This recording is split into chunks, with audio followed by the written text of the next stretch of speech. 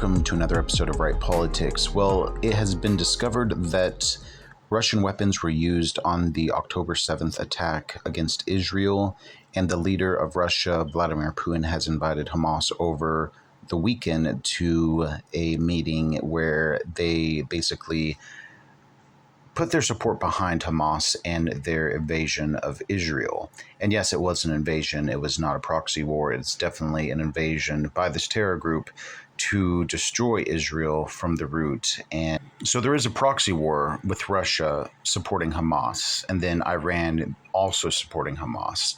And they're doing absolutely everything they can to basically bring the United States into this war. That is their ultimate goal, and that is what they wanted. When I say they, I mean Russia wanted this from the beginning, including through the invasion of Ukraine. So we have Russia, who's supplying weapons to Hamas. We have Libya attacking Israel, and we have Iran supplying money and military aid to Hamas. So then why is the White House just saying, let's have a military pause until humanitarian aid gets into Gaza? Well, he's doing it because he wants to back his supporters who are going to back him in this next election. He wants to appease them, but there is not any way that our president is going to be reelected if he is not backing Israel 100%, both militarily and with his speech and with his firmness and directness towards the enemy. Because the enemy is watching. They're watching our networks, they're watching social media, and they're watching the actions that the United States are making to prep for this possible upcoming war.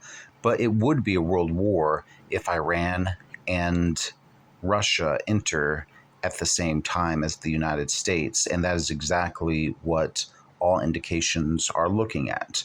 So if you watch this YouTube video several years from now and you see that there was not a conflict or an uprising militarily with these two superpowers, Iran and Russia, coming against the United States, the money's exchanges, the lives were lost, and there was no turning back from that disaster that took place.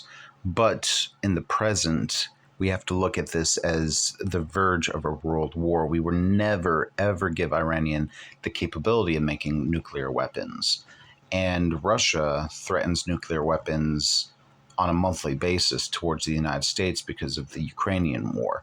So the United States has to get their act together on where they're going to stand with Israel. They cannot make any effort towards pausing military operations by Israel or by the United States in Gaza, or it will free up the space and the time that the terrorists need to reorganize.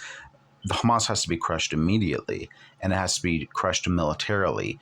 There's no social pressure that could ever make an American president not back Israel in the way the seams are starting to crack right now with the support of Muslim Americans, even of Israeli Americans, and the support of a ceasefire over the backing of Israel.